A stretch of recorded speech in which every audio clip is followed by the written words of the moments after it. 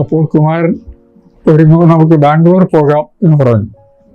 ഇവരെ ബാംഗ്ലൂർ ചെന്ന് ചേർന്നത് ഡോക്ടർ പൽപ്പുവിൻ്റെ വീട്ടിലാണ്. ഡോക്ടർ പൽപ്പു അന്യജീവൻ ഉദകി സ്വജീവിതം ധന്യമാക്കുന്ന മനുഷ്യരുടെ കൂട്ടത്തിൽപ്പെട്ട ഒരാളാണ് അദ്ദേഹം. അവിടെ ചെന്നതിന് ശേഷം ഡോക്ടർ പൽപ്പുവിനോട് പറഞ്ഞു, ഇയാൾ ധാരാളം സിദ്ധിവിശേഷങ്ങൾ ഉള്ളവനാണ്, അയാളെ ഉപരിപഠനത്തിന് അയക്കണം, അത് ഞാൻ ഡോക്ടറെ ഏൽപ്പിക്കാം.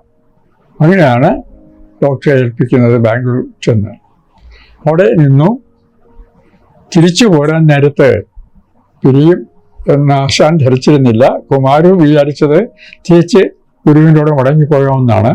ഈ 18 വയസ്സുകാരൻ ഒരു 7-6 വയസ്സുള്ള കുട്ടിയെപ്പോലെ പൊട്ടിക്കരഞ്ഞു എന്നാണെന്ന് കണ്ടിരുന്നവർ രേഖപ്പെടുത്തുന്നത്. അത്ര വലിയ അടുപ്പമായിരുന്നു ശ്രീനാരായണ ഗുരു എന്ന് പറയുന്നത്. അന്ന് ദൈവമാണ് ദൈവത്തിൻ്റെ നേർക്ക്, എന്നും ദൈവമായിരുന്നു തോന്നുന്നു. അവിടെ നിന്നു സാവധാനത്തിൽ പെടുത്തപ്പെട്ടു. കുറച്ചു കാലം ബാംഗ്ലൂർ പഠിച്ചു. പക്ഷെ ജാതികൃതമായ പലതും അനുഭവിക്കേണ്ടി വന്നിട്ട് അവിടുന്ന് മാറി താമസിച്ചു. മദ്രാസിൽ വന്നു, അവിടെ നിന്നും മാറി താമസിക്കേണ്ടി വന്നു. അങ്ങനെയാണ് കൽക്കട്ടയിൽ എത്തിച്ചേരുന്നത്. അത് ആശാൻ്റെ ജീവിതത്തിലെ സുപ്രധാനമായൊരു ഘട്ടമാണ്. അവിടെ 3 വർഷക്കാലം പഠിക്കും. അതിനു മുമ്പ് തന്നെ അദ്ദേഹം ഇംഗ്ലീഷ് ഭാഷ പതുക്കെ വശപ്പെടുത്തിയിരുന്നു. ഡോക്ടർ പൽപ്പിൻ്റെ ഒട്ടി വെച്ച് ഡോക്ടർ പൽപ്പിൻ്റെ മക്കളെ പഠിപ്പിക്കുന്നത് കേട്ടിരുന്നാൾ പഠിച്ചെന്ന് പറഞ്ഞു. പിന്നീട് കൽക്കട്ടയിൽ ചെന്ന് ഇംഗ്ലീഷ് ഭാഷ വശമാക്കി ഇംഗ്ലീഷിലുള്ള കവിതകൾ ധാരാളം വായിച്ചു. ബ്രൗണിങ് അദ്ദേഹത്തെ പ്രത്യേകം ആകർഷിച്ച ഒരു കവിയാണ്. അത് ഞാൻ പറയുന്നതിൻ്റെ കാരണം പിൽക്കാലത്ത് അദ്ദേഹം ചിന്താവിഷ്ടയായ സീത ബ്രൗണിങ്ങിൻ്റെ സമ്പ്രദായത്തെയാണ് അനുകരിക്കുന്നത്. ഒരു നാടകീയ സ്വഗതാഖ്യാനം, ഡ്രമാറ്റിക് ലിറിക് എന്ന് നമ്മൾ പറയുന്ന സമ്പ്രദായം സ്വീകരിച്ചത്. ഷെല്ലിയും ആശാനും ഒക്കെ ഷെല്ലിയുടെ കവിത സ്വല്പം നോക്കിയിട്ടാണ് അദ്ദേഹം പ്രചോദനം തന്നെ എഴുതുന്നതിന് മുമ്പ് വായിച്ചിരുന്നു. അരുണൈസ് അവിടെ വെച്ച് ബംഗാൾ അന്ന് ഒരു വലിയ പരിവർത്തനത്തിലൂടെ, സമൂഹ പരിവർത്തനത്തിലൂടെ നീങ്ങിക്കൊണ്ടിരിക്കുന്ന ഘട്ടമാണ്. യുവകവിയാണ് രവീന്ദ്രനാഥ് ടാഗോർ. ടാഗോർ അന്ന് കവി മാത്രമല്ല, നമ്മുടെ ഭാഷയിൽ പറഞ്ഞ ഒരു ആക്ടിവിസ്റ്റ് കൂടിയായിരുന്നു. അദ്ദേഹം ജനങ്ങൾക്കിടയിൽ നടക്കുകയും ദൈവം എന്ന് പറയുന്നത് നിത്യജീവിതത്തിൽ മാറ്റം വരുത്തേണ്ട, നീതിയുക്തമായ മാറ്റം വരുത്തേണ്ട ഒരു പ്രചോദനമാണ് എന്ന ആശയം പ്രചരിപ്പിക്കുകയും ചെയ്തിരുന്നു. അന്ന് അദ്ദേഹം നേരിട്ട് അഭിനയിച്ച ഒരു നാടകം സന്യാസി ആശാനെ വളരെ സ്വാധീനിച്ചതായി ഞാൻ കേട്ടിട്ടുണ്ട്. സന്യാസിയുടെ ഉള്ളടക്കമാണ്. പിന്നീട് അദ്ദേഹം അത് പൂർത്തീകരിച്ചപ്പോൾ അതിൻ്റെ കുറച്ചുകൂടി ഫിലോസോഫിക്കൽ ഒരു ഡയമെൻഷൻ അദ്ദേഹം കൊടുത്തുവെങ്കിലും അന്ന് വരുന്നത് ഒരു സന്യാസി ആത്മാവിനെ ആത്മാവിൽ കണ്ടുകൊണ്ട് ലൗകിക ബന്ധങ്ങളിൽ നിന്നൊക്കെ വിമുക്തനായ വ്യക്തിയാണ്. തൻ്റെ പർണശാലയിൽ ആത്മാവിനെ കണ്ട് അതിൻ്റെ പരമാനന്ദം നോക്കുന്നുകൊണ്ട് കഴിയുന്നതിനിടയ്ക്ക് ഒരു ദിവസം തോന്നി ലോകജീവിതം ഒന്ന് കാണണമെന്ന്. ഇങ്ങനെ മടങ്ങി നാട്ടിലേക്ക് വരുന്നതാണ്. അദ്ദേഹത്തിൻ്റെ നാടല്ല, ഒരു ലോക ജീവിതത്തിൻ്റെ നാട്ടിലേക്ക് അദ്ദേഹം അവിടെ ഇരിക്കുന്നതാണ് ആദ്യത്തെ രംഗം. അദ്ദേഹം നിൽക്കുമ്പോൾ ഓരോരുത്തർ പലതരം വഴക്കുണ്ടാക്കിക്കൊണ്ട് മുൻപിൽ ആളുകൾ പോകുന്നു. ചില ഭാര്യയും ഭർത്താവിനും തമ്മിലുള്ള വഴക്കാണ്.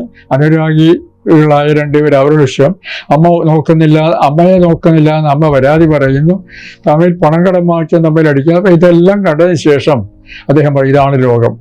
അവർ കലഹിക്കുന്നു, അവർ ദുഃഖിക്കുന്നു, അവർ പരസ്പരം മല്ലടിക്കുന്നു, ജീവിതത്തെ വ്യർത്ഥമാക്കുന്നു.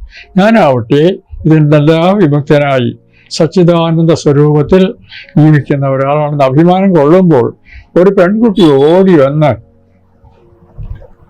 അദ്ദേഹത്തെ ശരണം പ്രാപിക്കുന്നു. അവൾ ഓടിക്കിതച്ച് എല്ലും തൊഴിലുമായി വിതച്ചോടി വന്ന് സ്വാമി എന്നെ രക്ഷിക്കണം. കണ്ടാലറിയാം, തലമുടിയൊക്കെ പാറിപ്പറന്ന് ആഹാരം കഴിച്ചിട്ടില്ല, ദാഹത്തിൽ വെള്ളം കുടിച്ചിട്ടില്ല എന്ന് തോന്നുന്നിടത്തെ ശരണം, നീ ആര്? ഞാൻ വാസന്തയാണ്. നിനക്ക് എന്ത് പറ്റി? എന്നെ ഒരു അമ്പലത്തിൻ്റെ ചണ്ടാല യുവതിയാണ് തീണ്ടിയെന്ന് പറഞ്ഞ് അവർ കല്ലെറിഞ്ഞ് കൊല്ലാനായിട്ട് ഓടിക്കുകയാണ്. ഞാൻ ഭക്ഷണം കഴിച്ചിട്ടില്ല, സ്വാമി ശരണം തരണം. അദ്ദേഹത്തെ മനുഷ്യനുണർത്ത് അവധിക്കുട്ടി ഇനി ഇവിടെ ഇരുന്നോളൂ എന്ന് പറയും. അവളിരുന്ന് ഇദ്ദേഹത്തിൻ്റെ മടിയിൽ തലവെച്ച് പതുക്കെ ക്ഷീണം കൊണ്ട് ആയാസം കൊണ്ട് മയങ്ങി പോകുമ്പോഴത് ഓർത്ത് പെട്ടെന്ന് അയ്യോ, ഞാൻ വീണ്ടും ലൗകിക ബന്ധങ്ങൾ അകപ്പെട്ടു പോയല്ലോ. അതേ സത്യം. ഞാൻ ഇതിന് അതീതനായെന്ന് അഭിമാനിച്ചിരുന്ന ഞാൻ ബ്രഹ്മത്തിൻ്റെ നിത്യ സുഖത്തിൽ നിന്നും വ്യതിചലിച്ച് ഇതാ വീണ്ടും ലൗകിക ബന്ധത്തിൽ. പെട്ടെന്ന് അവളെ വിളിച്ചു കുട്ടി എഴുന്നേക്ക്, ഞാൻ ലോകവൻ അവൾ ആണ് കേണ് അപേക്ഷിച്ച് സ്വാമിയെ ഉപേക്ഷിക്കരുതേ, അവരുടെ കൊല്ലു. അദ്ദേഹം നിർദ്ദയം തൻ്റെ ഈശ്വരത്തിൻ്റെയുമായി തൻ്റെ വർണ്ണാശ്രമത്തിലേക്ക് മടങ്ങിപ്പോവുകയാണ്. വർണ്ണാശ്രമത്തിൽ ചെന്ന് അദ്ദേഹം ഏകാന്തമായ ധ്യാനത്തിൽ മുഴുകുമ്പോൾ, ബ്രഹ്മത്തിൽ സാക്ഷാത്കരിക്കുന്നതിന് ശ്രമിച്ചുകൊണ്ടിരിക്കുമ്പോഴും അദ്ദേഹത്തിൻ്റെ മനസ്സ് അവിടെ എങ്ങും നിൽക്കുന്നില്ല. അദ്ദേഹത്തിൻ്റെ മനസ്സിൻ്റെ ഭിത്തികളിൽ ഒരു അനാഥയായ ബാലികയുടെ നിസ്സഹായമായ നിലവിളി മുഴങ്ങിക്കൊണ്ടിരിക്കുകയാണ്, പ്രതിധ്വനിച്ചുകൊണ്ടിരിക്കുകയാണ്. സഹിക്കാൻ വയ്യാതായപ്പോൾ അദ്ദേഹം തിരിച്ച് അതേ നാട്ടിലേക്ക് മടങ്ങിപ്പോകും. മടങ്ങിപ്പോയി കണ്ടവരോടൊക്കെ അദ്ദേഹം അവസാന രംഗം ഓരോരുത്തരോട് ചോദിക്കും, വാസന്തി കണ്ടോ നിങ്ങൾ ആരെങ്കിലും? എത്രയോ വാസന്തികളാണല്ലോ. അങ്ങനെ അന്വേഷിക്കുന്നതിനിടയിൽ വളരെ നാടകീയമാണ്.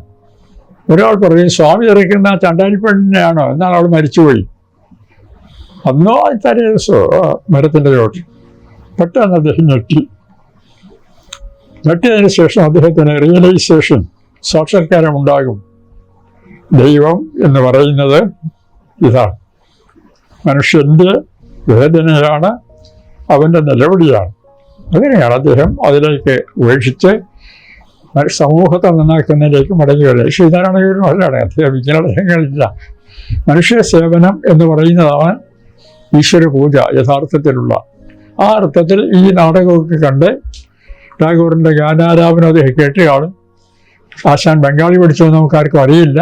ഏതായാലും 1900 അദ്ദേഹം കേരളത്തിലേക്ക് മടങ്ങിയെത്തുന്നത് ഒരു പുതിയ മനുഷ്യനായിട്ടാണ്. ആ പുതിയ മനുഷ്യന് 2 കാര്യങ്ങൾ പ്രത്യേകമായിട്ടുണ്ട്. ഒന്ന്, കവിത എന്ന് പറയുന്നത് അന്തരാത്മാവിൻ്റെ അനിയന്ത്രിതമായ വികാരങ്ങൾ ആവിഷ്കരിക്കാനുള്ള ഉപാധിയാണ്. വെറുതെ മഹാകവി മട്ടിൽ പദ്യം എഴുതി കൂട്ടുകയല്ല വേണ്ടത്. 2, മനുഷ്യന് സമൂഹത്തിൻ്റെ നേർക്കുള്ള കടപ്പാട് കർമ്മമണ്ഡലത്തിലൂടെ തീർക്കേണ്ട ചുമതലയുണ്ട്. ഈ 2 വരുമ്പോഴാണ് ഡോക്ടർ പൽപ്പു കേരളത്തിലെത്തി SNDP യോഗം തുടങ്ങുന്നതിനുള്ള പ്രാരംഭ നടപടികൾ. 1903 SNDP യോഗമായി ഗുരു പറഞ്ഞ കുമാരൻ അതിൻ്റെ മുഖ്യ കാര്യദർശിയായി ചാർട്ടെടുക്കുക. അത് മുഴുവൻ ചുമതലയെടുത്ത ഓഫീസിൽ ജോലിയുണ്ട്. പ്യൂണിൻ്റെ ജോലി, കണക്കെഴുത്തുകാരൻ്റെ ജോലി, ചുവപ്പുകാരിയുടെ ജോലി എല്ലാം ആശാൻ തന്നെയാണ് ചെയ്യുന്നത്. അതെഴുതുന്ന കത്തുകൾ ഞാൻ കണ്ടിട്ടുണ്ട്. ഓരോരുത്തർക്ക് പണക്കാരായ ഈഴവർക്ക് എഴുതുന്ന കത്തുകൾ സ്റ്റാമ്പ് വാങ്ങിക്കാൻ കാശില്ല, ഒരു 5 റുപ്യ അയച്ചു തരണം, ഇങ്ങനെ പലരോട് യാചിച്ചാണ് ഇത് നടത്തിയത്. ശമ്പളം വെച്ചിട്ടുണ്ട്, 40 60 റുപ്യ എന്ന് വെച്ചോളൂ, ഞാൻ ഓർക്കുന്നില്ല വ്യക്തമായി.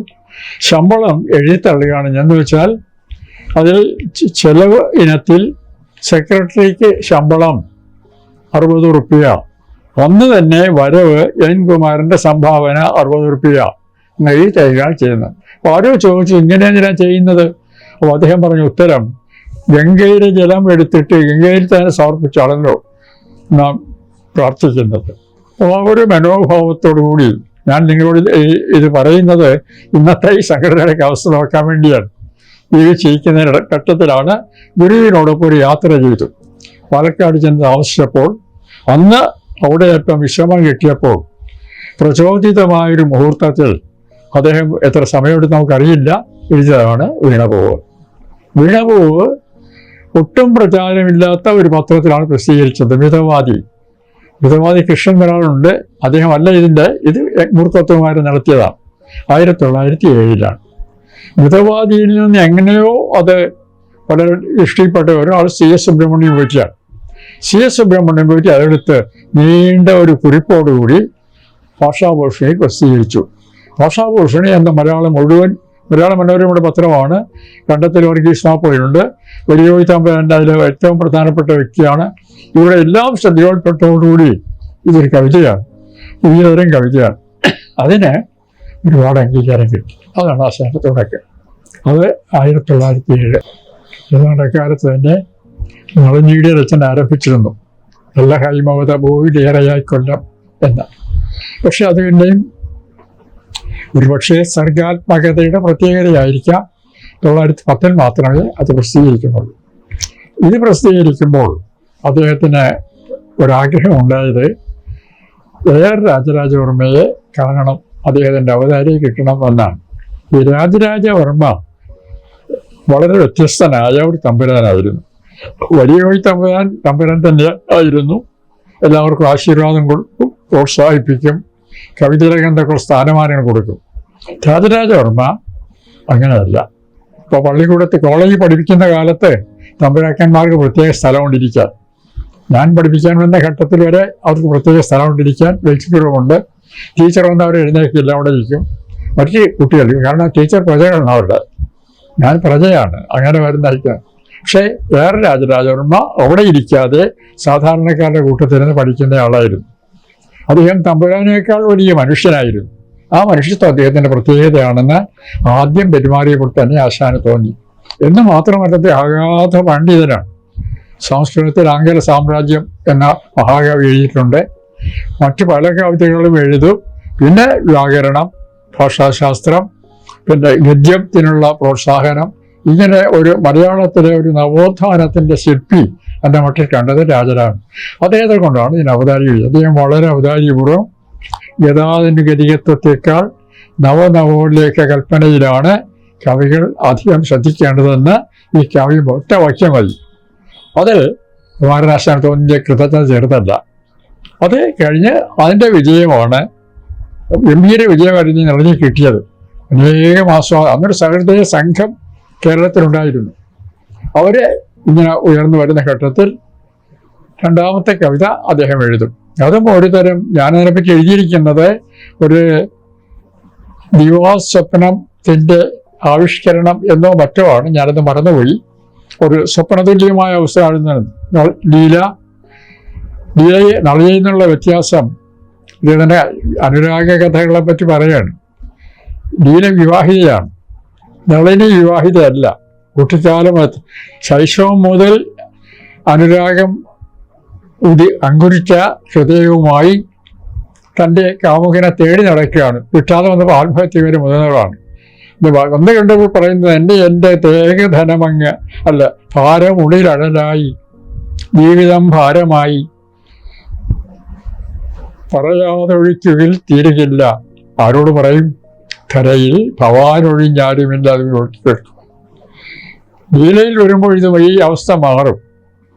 ലീല കാമുകി ആയിരുന്നുവെങ്കിലും അന്ന് പാകത്ത് പ്രാപിച്ചിരുന്നാത്ത പ്രാപത്തിൽ അച്ഛനമ്മമാർ കല്യാണം കഴിച്ചു കൊടുത്ത ഒരു നല്ല അനുയോജ്യനായ ഭർത്താവിനെയാണ് കിട്ടുന്നത്. പക്ഷേ അദ്ദേഹത്തെ സ്നേഹിക്കാൻ അവൾക്കൊരിക്കലും കഴിഞ്ഞില്ല. അതാണ് അതിനകത്ത് പറയുന്നത്. അതിനകത്തൊരു വളരെ ധാരാളം അർത്ഥഗർഭമായ ശ്ലോകങ്ങളുണ്ട്. ആദ്യം തന്നെ അത് പറയുന്നുണ്ട്, ഈ അവിടെ ഒരു അനുരാഗത എഴുതി ഇവിടെയും എഴുതുന്നു, എന്തിനെന്ന ചോദ്യം വരാം എന്ന് കരുതിയിട്ട് തന്നെ അവിടെ പ്രതിജന ഭിന്ന വിചിത്ര മാർഗമാം എന്നൊരു ശ്ലോകം വരുന്നുണ്ട്. ആദ്യം ഞാൻ മറന്നുപോയി. ക്ഷിതിരഹമർത്യ ജീവിതം പ്രതിജന ഭിന്ന വിചിത്ര മാർഗമാം. ഭൂമിയിൽ മർത്യജീവിതം ഓരോ ജനം പ്രതി ഭിന്നവും വിചിത്രവുമായ മാർഗത്തിലൂടെയാണ് പോകുന്നത്. എൻ്റെതല്ല നിങ്ങളുടേത്, നിങ്ങളുടേതല്ല മറ്റൊരാളുടേത്. പ്രതിനവരസം, അതുകൊണ്ട് ഓരോന്നും പുതിയ പുതിയ രസത്തോടു കൂടിയാണ്.